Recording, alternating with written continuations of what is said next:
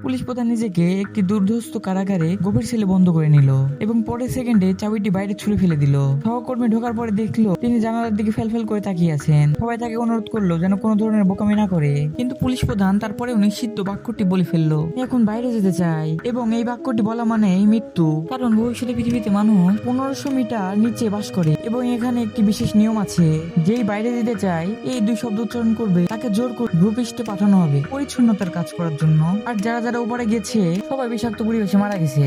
তারপরেও পুলিশ প্রধান ইচ্ছাকৃতভাবে সেই নিষিদ্ধ বাক্যটি বলেছে, কারণ 3 বছর ধরে তার স্ত্রীর রহস্যজনক মৃত্যুর ঘটনাটি তার মাথায় ঘুরপাক খাচ্ছে। সেদিন তার স্ত্রী রেস্টুরেন্টে চিৎকার করে বলছিল, বাইরের দুনিয়াটি আসলে সুন্দর, পাখির ডাক ও সুবাসে ভরা। স্ক্রিনে যে ধ্বংসস্থ মানুষ দেখা যায় সেগুলো ইচ্ছাকৃতভাবে নেত্রবিন্দু পরিবর্তন করে দেখায়, যাতে মানুষদের এখানে বন্দি করে রাখা যায় আর যেন কেউ বাইরে যাওয়ার কথা ভাবতেও না পারে। কিন্তু তার কথা কেউ বিশ্বাস না করায় তিনি বাধ্য হয়ে নিষিদ্ধ বাক্যটি চিৎকার করে বলে ফেললেন। এরপরে কি হলো তা দেখার জন্য পার্ট 2 কমেন্ট করুন।